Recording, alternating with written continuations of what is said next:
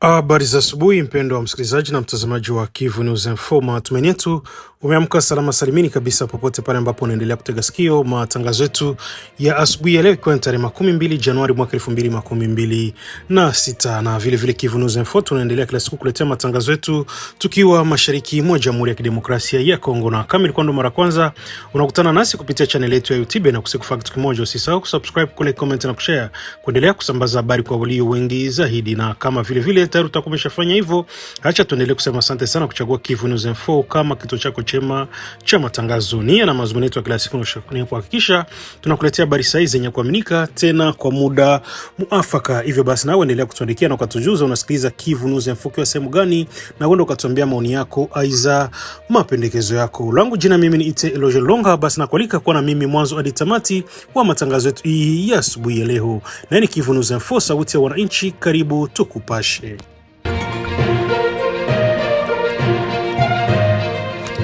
Hali ya usalama mashariki mwa Jamhuri ya Kidemokrasia ya Kongo bado ni ya wasiwasi, ingawa kuna mabadiliko kadhaa muhimu yalionekana katika maeneo mbalimbali. Katika mkoa wa Kivu Kusini ilitawaliwa na kurejea kwa jeshi la FARDC pamoja na washirika wao wazalendo katika mji wa Uvira kufuatia kujiondoa kwa waasi wa M23.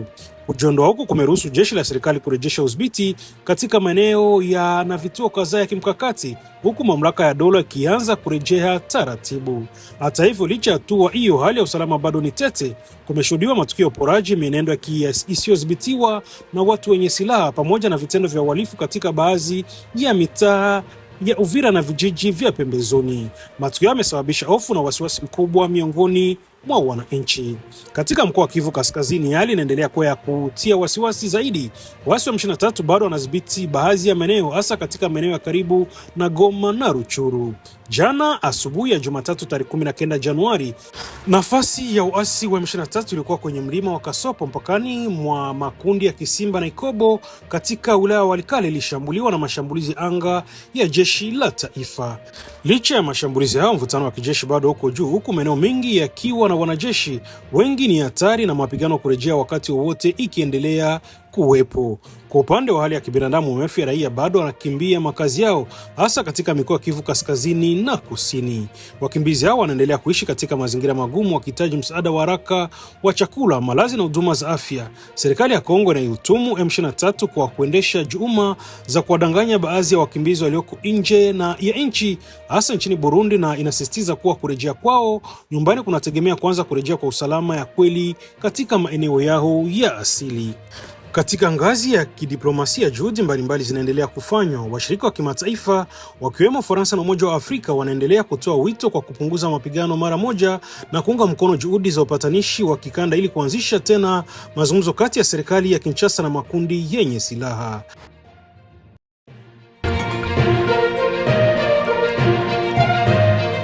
Katika nusu ya kwanza ya siku ya jana tarehe 19 Januari, magari kadhaa aina ya jepe yanayodaiwa kubeba wanajeshi wa Rwanda yaliwasili katika mji wa Lemera, makao makuu ya Sheferia Bafuliru katika mkoa wa Kivu Kusini. Ujio wa magari hayo ilizua hofu na taharuki kubwa miongoni mwa wakazi wa eneo hilo, hasa kutokana na hali ya kiusalama ambayo tayari ilikuwa tete. Baada ya taarifa hiyo ya asubuhi, taarifa mpya zilithibitishwa mchana wa siku hiyo hiyo. Magari haya yalitambuliwa kuwa ni ya uasi wa M23 yakiwa na silaha nzito, yalionekana kujiondoa mjini Lemera na kurejea upande yalikotokea. Hata hivyo, vyanzo vya uhakika vilivyopo eneo hilo vinaripoti kuwa waliondoka wakiwa wameacha lori moja lilobeba wanajeshi ambalo lilibaki Lemera. Uwepo wa mienendo ya wanajeshi hao katika maeneo ya Lemera na Uvira inaendelea kuongeza wasiwasi mkubwa miongoni mwa wananchi, huku wakihofia kurejea kwa mapigano, uporaji na machafuko mapya. Wakazi wanaendelea kuomba mamlaka husika kufuatilia kwa karibu hali na kuchukua hatua za haraka ili kulinda usalama wa raia na mali zao.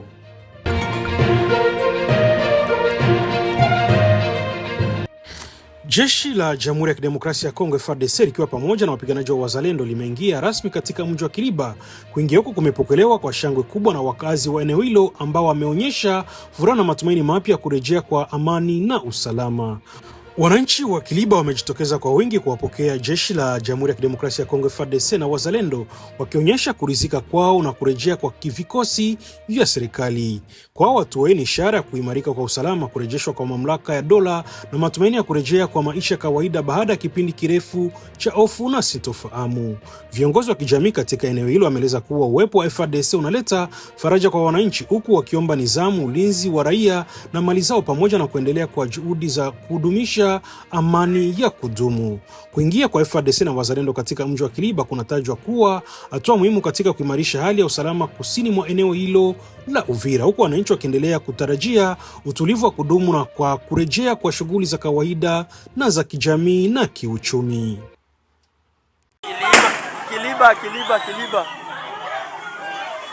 Kiliba leo. Kiliba. Kolonele. Karibu mzee. Karibu wazalendo wanaingia. Wazalendo wanaingia Kiliba. Wazalendo wanaingia Kiliba, wazalendo wanaingia. Wanaingia Mkiliba. Hapa ni Kiliba. Bwarara nyama pori. Huyu hapa ni Kolonele Bwarara nyama pori. Ni mkubwa anaangalia mwakse ya General Nyerere. Kolonele Bwarara na kikosi yake yote anaingia leo le 18 akiwakilisha na watu wake wote. Kiliba. Karibu Kiliba. Karibu Kiliba. Wanaingizana watoto wa mwingine wanaingia. Wazalendo wanaingia wa General Nyerere.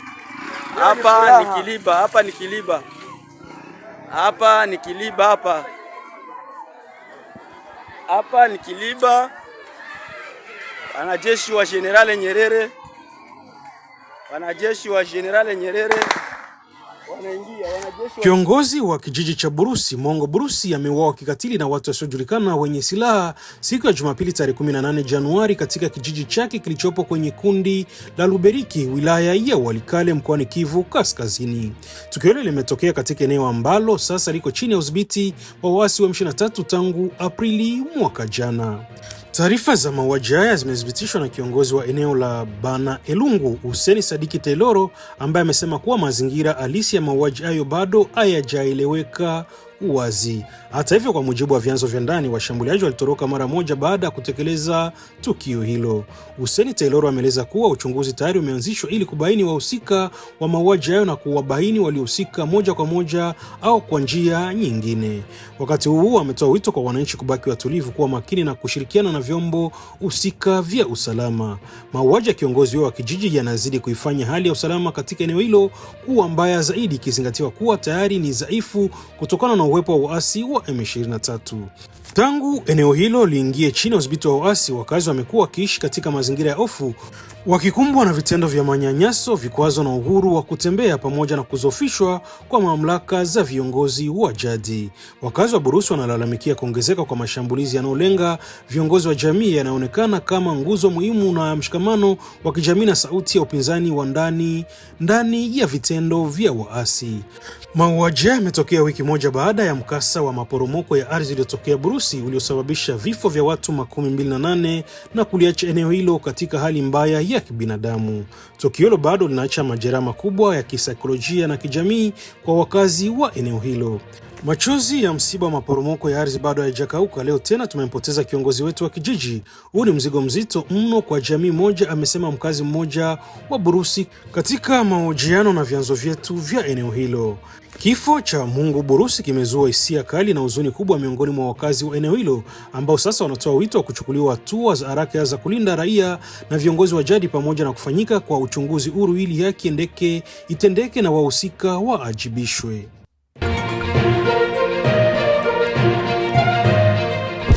Mji wa Uvira, makao makuu ya mkoa wa Kivu Kusini, uliamka katika hali ya utulivu siku ya Jumatatu tarehe 19 Januari baada ya siku ya awali iliyokuwa ya matukio ya uporaji na milio ya risasi ya hapa na pale.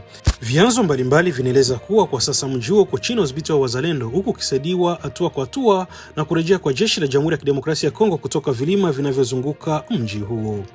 Kwa mujibu wa vyanzo hivyo, wanajeshi wa waasi wa M23 waliokuwa wamejiondoa mjini Uvira siku ya Jumatatu wameweka kambi yao katika eneo la Kabunambo. Mamlaka za eneo hilo zinaendelea kutoa wito kwa wananchi kujiepusha na vitendo vya kujichukulia sheria mkononi, hususan kuinda watu wanaoshukiwa, na badala yake kuwa watulivu na waangalifu. Asubuhi ya siku hiyo, baadhi ya shughuli za kijamii na kiuchumi zilianza kurejea kwa tahadhari licha ya athari za uporaji zilizoshuhudiwa siku iliyotangulia. Majengo ya serikali, ya wafanyabiashara na wananchi binafsi walikuwa miongoni mwa walioathiriwa na vitendo hivyo. Mkazi mmoja wa Uvira ameeleza hali iliyokuwa asubuhi hiyo akisema, leo asubuhi hali ni shwari, jana kulikuwa na risasi lakini leo mambo yametulia kabisa. Watu wameanza kutembea bila hofu na wengi wana furaha. Na kuhusu shule, kesho tutakuwa na mkutano wa kamati ndogo ya kilimo na tutawafahamisha wazazi ili masomo yaanze tena. Kwa baadhi ya wakazi, kurejea kwa jeshi la Jamhuri ya Kidemokrasia ya Kongo FARDC na wazalendo mjini Uvira kunachukuliwa kama ishara ya matumaini na kuimarika kwa usalama katika eneo hilo la Kivu Kusini. Hata hivyo, wakazi wengine bado wana wasiwasi mkubwa kutokana na ukaribu wa maeneo yanayodhibitiwa na waasi wa M23. Wakati huo, matukio ya kiusalama bado yanaripotiwa katika baadhi ya maeneo ya mji na pembezoni. Wakazi wanaripoti uwepo wa idadi kubwa ya wanajeshi wa M23 katika maeneo kadhaa ya bonde la Ruzizi, yakiwemo Luvungi, Bwegera, Sange. Aidha, makundi mengine yenye silaha yanaripotiwa kuonekana katika eneo la Kamanyola pamoja na nyanda za juu na za kati katika wilaya ya Uvira. Hali ya usalama inaendelea kufuatiliwa kwa karibu, huku wananchi wakihimizwa kuwa waangalifu na kuendelea kushirikiana na vyombo vya usalama. Tayari tutakuwa ndani ya mji wa Uvira. Nadhani unaona ndoto ambayo nilisema imetimia. Kwa kuonesha kama tulikuwa siri na misio yetu ya FARDC. Na hivi kweli tumeshuhudia, tumeona tumewasili Uvira kwa siku ya leo, na tueleze kwanza Bwana Miraje Ajida Ngongo, hivi kuingia kwenu hapa kweli ni nguvu za FARDC au tu M23 wametoka baada ya Marekani kuwalazimisha waondoke? Nashukuru sana ndugu mtazamaji. Kufika yetu tunakuwa juu ya mtuto. Bila mtuto adui angitoka hapa. Jungi kwake no alitoka kibinafsi. Angeacha ile mlime yenye alibandone na kutoka mbio na toroka. Alitoka pale kwa sababu moto ulikuwa nguvu ambao tulipigana pale. Sasa aliona moto iko nguvu pale na akachomoka direct, anaona hapa sitaisimama hapa. FARDC na kwa hivi. Ndio. Lakini sasa hivi gisi mmekuja hapa, mnakuja ni viongozi wenu wanasemaje? Mnakuja kukaa kweli au kuna zile force netre ambazo zitabaki hapa? Maana M23 imesema kwamba hawataki FARDC, hawataki wazalendo. Sasa hii FARDC na wazalendo mmekuja. Unaiona ndugu mtazamaji, kama baba anasema bataki FARDC mu Uvira, kwa nini sisi FARDC tuko hapa Uvira na ndugu zetu wazalendo biko hapa Uvira? Bobe nyabataki FARDC, kwa nini bakuwa kutufukuza hapa ndani ya mjini ya Uvira? Tuko nabo hapa basha kimbia tayari wanametembuka. Lakini sasa tueleze kwa nini sasa tumesikia kule Kavimvira kuna watu wameanza kuombwa, waishanjeri wameanza kulazimishwa kutoa dini, na kuna dada moja amepigwa risasi Nyamianda, watu wanaingiliwa huko, mpaka wananchi wanaanza kusema bora tena wangebaki na M23 kuliko kubaki na FARDC pamoja na wazalendo. Ninyi ambao mmekuja kukomboa tena mmeanza kuiba. Nashukuru sana kwa hilo swali ambao umesema. Sisi ni jeshi la taifa la Jamhuri ya Demokrasia ya Kongo. Devoir yetu sisi ni kuproteger raia na mali yake, na njoo maana tuko hapa juu kuproteger raia na mali yake. Ile maerera ambayo inafanyika sisi tunaikundane kama vile jeshi la taifa. Mimi niko mpasha habari ya kijeshi ambao nimekuja kupresenter Lieutenant Rigen Mbuyirike, niko kwenye shamba la vita kule kote ya Minembwe, na mimi hapa niko mwakilishi yake kungambo ya Baraka. Ndio maana niliona nifike mpaka mhii eneo ya hapa kote ya Kalundu, tukuje tufanye emission juu bajue kama tayari tuko deja ndani ya mji wa Uvira, kwa sababu alisema banaona tu wazalendo lakini baone jeshi la taifa. Na tayari sisi jeshi la taifa tuko, naona niko na babiana yangu hapa, tayari tuko deja ndani ya mji wa Uvira, tuko Kalundu. Na ndio maana nitaka sema kwamba ile violence ambao ndugu zetu liko nafanya bakuwa wanipigia marufuku, kwa sababu mzalendo kwanza devoir yake ya kwanza ni kuproteger raia na mali yake. Hatukukuya Uvira juu ya kulipisha bisasi, hapana, kwa sababu muhimu vitu ambavyo viko nafanya mapiaje kuko pia na wainosa biko ndani. Na uliona wewe peke Thomson Unji tulifika pale ku agence ya Volcano, Nadhani kuko Banyamulenge walikuwa na mafamilia yao walikuwa nafichama pale. Muliona jeshi la taifa iliwakamate na baprotege na mke wao na watoto wao zote biko kwa mikono la jeshi. Jua kuonesha kama sisi hatuna konfli na komunote yoyote. Sisi tunatumika tu kazi na kutia usalama ndani ya mji wa Uvira na tunaendelea na safari yetu, kwa sababu safari sio ya kuishia tu hapa Uvira, safari ni ya kuishia hadi paka Bukavu. Ndio tutafika. Kwa nini tusifike? Eske nani aliitika kama tutarudia Uvira? Niko nakwambia hapa kama Bwana Thompson Unji tayari wanajeshi wamezingira mji wa Uvira. Tulikuwa na wewe tuko nafanya kipindi pale mji wa Baraka. Na sasa hivi tuko na wewe hapa Kalungu. Unaona deja wanajeshi yetu biko partout. Ma force ziko, unaona ba komanda biko. Na unaona deja discipline iko eneo yote kuko jeshi la taifa. Sasa kwa nini tusiingie Bukavu? Tunajaminia tutaingia Bukavu. Ile mimi na kuahidi tutaingia Bukavu. Hali ya usalama katika mkoa wa Kivu Kaskazini, hasa katika wilaya ya Walikale, inaendelea kuwa tete baada ya jeshi la Jamhuri ya Kidemokrasia ya Kongo kufanya mashambulizi ya anga mapema asubuhi ya Jumatatu tarehe 19 Januari. Kwa mujibu wa taarifa kutoka eneo la Rusamambu, mbali wa takriban kilomita 4 kutoka kwenye eneo la tukio, wanajeshi wa FARDC walilenga kambi ya waasi wa M23 iliyopo kwenye mlima wa Kasopo karibu na mpaka wa makundi ya Kisimba na Ikobo. Taarifa zinaeleza kwamba ndege ya kijeshi ya Kongo ikiwa ni drone ilizunguka eneo hilo usiku mzima wa Jumapili, na karibu na saa 4 usiku wananchi wa kijiji vijirani walishuhudia shughuli za kijeshi. Karibu na saa 4 asubuhi wakazi wa maeneo hayo ya karibu waliamka kwa mlio na mlipuko baada ya mabomu kutolewa na drone hiyo kwenye eneo la waasi. Watu wengi walisema kuwa milipuko hiyo ilisababisha hofu na taruki kubwa, huku wakazi wakihofia kuendelea kwa mapigano katika eneo hilo. Tukio hilo linakuja miezi kadhaa baada ya mapigano makali yaliyofanyika mwezi Disemba kati ya waasi wa M23 na wapiganaji wa wazalendo wa kundi la CMC. Mashambulizi ya angani ni ya mara ya kwanza kufanywa na jeshi la Jamhuri ya Kidemokrasia ya Kongo katika mwaka huu 2026 dhidi ya kambi ya waasi katika eneo la wilaya ya Walikale. Hadi sasa taarifa za hasara za watu au uharibifu wa miundombinu bado hajathibitishwa rasmi, lakini tukio hilo linaonyesha kuwa mvutano wa kijeshi bado uko juu katika eneo la Walikale na ni hatari mapigano kurudi mara kwa mara bado ipo. Wito wa jeshi na serikali kwa wananchi ni kuwa waangalifu, kuepuka maeneo hatarishi na kutoa taarifa kwa vyombo vya usalama pale wanapopata taarifa za shughuli za waasi au mapigano. Mji wa Walikale mkoani Kivu Kaskazini umeshuhudia msiba mkubwa baada ya mvua kubwa yenye radi kuua watu wawili na kujeruhi wengine kadhaa usiku wa kuamkia Jumapili tarehe 18 Januari. Tukio hilo limewacha wakazi wa eneo hilo katika mshtuko mkubwa, huku mkutano wa mazishi ukizua vurugu na kuibua mjadala juu ya hatua za kuzuia madhara ya radi katika eneo hilo. Tukio hili limetokea katika barabara ya Mombo Side katika kata ya Nyalusukula. Mashahidi wamesema kwamba mwanamke mdogo na bibi yake walipigwa na radi walipokuwa ndani ya nyumba yao. Wote wawili walianguka wakiwa hai na kufariki papo hapo. Mume wa mwanamke huyo ambaye ni dereva wa pikipiki ya abiria taksi moto pia alipata mshtuko wa umeme, amejeruhiwa vibaya na kutokana na majeraha hayo amepoteza uwezo wa kutumia miguu yake. Hivi sasa anapatiwa matibabu ya dharura katika hospitali ya rufaa ya Walikale. Tukio hili limezua msongo mkubwa wa mawazo wakati wa mazishi yaliyofanyika Jumatatu tarehe 19 Januari. Wakati wa mazishi kulizuka mzozo mkali kati ya familia ya marehemu na familia ya mumewe. Mgogoro huu uligeuka kuwa vurugu na watu kadhaa kujeruhiwa. Nyumba dereva huyo ambayo tayari ilikuwa imeathiriwa na msiba wa familia ilivamiwa na baadhi ya watu na kuharibiwa sehemu. Polisi ya Jamhuri ya Kidemokrasia ya Kongo walitokeza haraka na kuzuia vurugu kuongezeka. Wakati huo walitoa wito kwa familia zote kuheshimu msiba kwa watulivu na kuachana na migogoro. Hii si mara ya kwanza kwa barabara ya Mombo Side kupata tukio la aina hiyo. Takriban miaka miwili iliyopita watu watatu wa familia moja waliuawa na radi katika eneo hilo, jambo ambalo limeacha historia ya huzuni kwa wakazi wa Nyalusukula. Wakazi wa eneo hilo sasa wanaomba serikali na mamlaka za eneo kuimarisha kampeni ya kuelewa juu ya tahadhari za radi, hasa wakati wa msimu wa mvua, ili kuzuia vifo vingine na kuokoa maisha ya wananchi. Rais wa Jamhuri ya Kidemokrasia ya Kongo Felix Antoine Tshisekedi Chilombo amempongeza kwa dhati Rais wa Uganda Yoweri Kaguta Museveni kwa kuibuka tena katika uchaguzi wa kuendelea kuongoza nchi hiyo.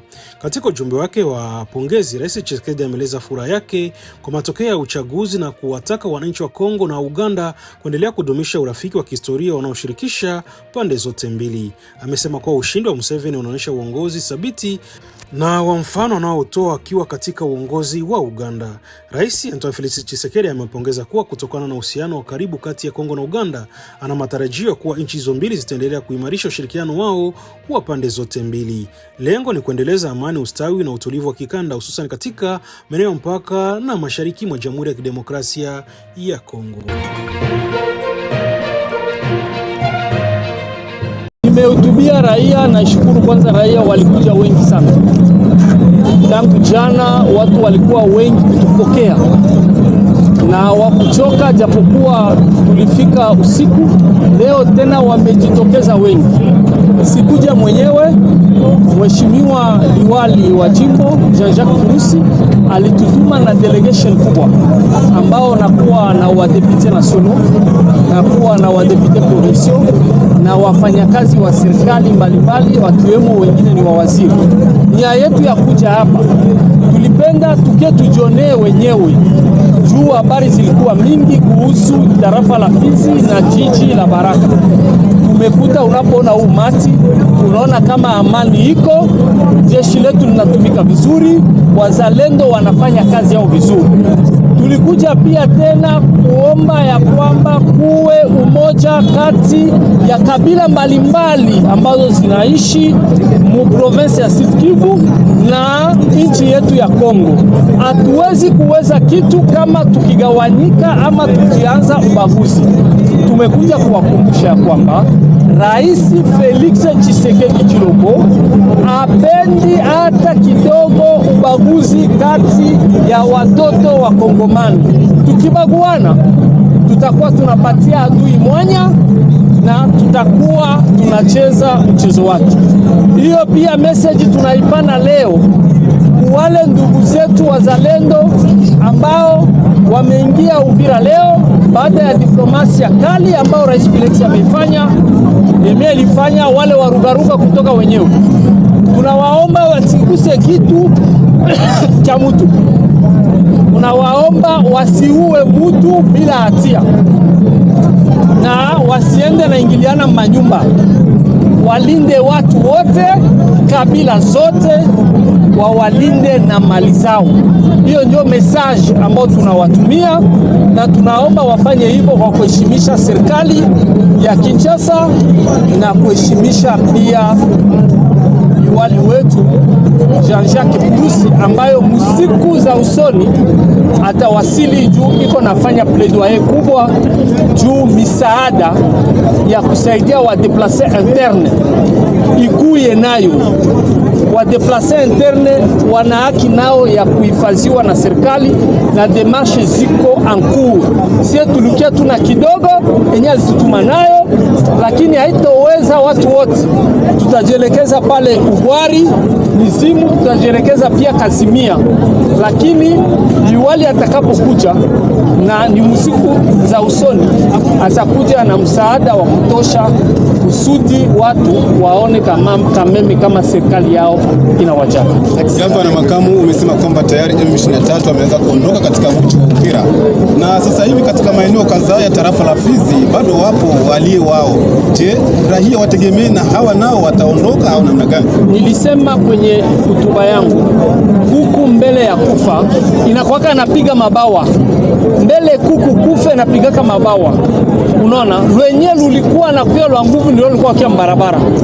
Watu wakukimbia juu ya milima, watu wanakimbia hii yenye ilikuwa natokea unje ilikuwa moto, na kama tunaweza kuzimisha ile, hii ni tatizo ndogo. Nimewaambia kwamba raia ya kwamba imbwa ukiona wanaipandisha kumuti, usifatane na ile imbwa, fatana na ule alipandisha ile imbwa kumuti, na sisi mwalipandisha ile imbwa kumuti ni Rwanda. Na Rwanda sasa hivi iko napata cha mtemakuni kwa sababu Rais Felix Tshisekedi kupitia diplomasia amepata uungaji mkono mkono wa Marekani, na kutokana na uungaji mkono wa Marekani iko na shurutisha Rwanda kutoka. Kama Rwanda inatoka, niliuliza raia, inaenda na vikosi vyake, jameni, hawa hata watumia hata jeshi yetu ya Kongo, hata watumia waibu, tutawatumia wa vijana wetu wazalendo wawashughulikie, na watamalizana nao, watawakamata kama vile pusi anavyokuwa anakamata panya ndani ya nyumba kamoja, na hiyo hadithi yote itaisha. Vita inapoanza tunajua siku inaanza, lakini siku ya kuisha inaenda naisha polepole. Muwe na subira. Hii hali ya siku hapa kwanza ni kupitia Rais Felix Tshisekedi na juhudi za serikali, na hiyo juhudi zitaendelea mbele ili watu wakuwe dafu na amani njema. Na ni kupitia taarifa hiyo, ndugu mpendwa wa msikilizaji na mtazamaji wa Kivu News Info, ndipo tunahitimisha matangazo yetu ya asubuhi ya leo, ikiwa ni tarehe 12 Januari mwaka 2026. Na nikukumbusha tu kwamba Kivu News Info tunaendelea kuletea matangazo yetu kila siku tukiwa mashariki mwa Jamhuri ya Kidemokrasia ya Kongo. Na kama ilikuwa ndo mara kwanza unakutana nasi kupitia channel yetu ya YouTube, kabla kuondoka tunakusihi kufanya kitu kimoja, usisahau kusubscribe, kulike, comment na kushare. Kwa lugha nyingine tunasema kujabone, kueme vile na kupartager. Na basi kama tayari utakuwa umeshafanya hivyo, acha tuendelee kusema asante sana kwa kuchagua Kivu News Info kama kituo chako chema cha matangazo. Nia yetu na mazungumzo yetu ya kila siku na kisha tunakuletea habari sahihi zenye kuaminika tena kwa muda muafaka. Hivyo basi endelea kutuandikia na ukatujuza unasikiliza Kivu News Info kwa sehemu gani, na uende ukatuambia maoni yako aiza mapendekezo yako. Kingine cha kufanya, unaweza kubonyeza kwenye titre ya habari hii na itakupeleka moja kwa moja hapo chini kwa description ambako utakutana na linki mbili. Linki ya kwanza ukibonyeza inakupeleka moja kwa moja kujabone kupitia channel yetu ya WhatsApp, na linki ya pili ukibonyeza iweza kuklike inakupeleka moja kwa moja kujiunga pamoja nasi kupitia grupe letu la WhatsApp. Na baada ya kufanya hivyo itakurahisishia sana usipitwe na chochote kipindi ambako utakuwa kupostia habari mpya kupitia channel yetu hii ya YouTube. Langu jina mimi ni Ite Eloge Lulonga, sina la ziada ila tu acha niendelee kutoa shukrani zangu za dhati kwamba ulikuwa na sisi mwanzo hadi mwisho wa matangazo yetu ya asubuhi ya leo ya tarehe 12 Januari mwaka 2026. Na hii ni Kivu News Info, sauti ya wananchi. Basi acha nikutakia asubuhi njema yenye mafanikio tele, na huenda tukutane tena kwenye taarifa zetu zingine za baadaye.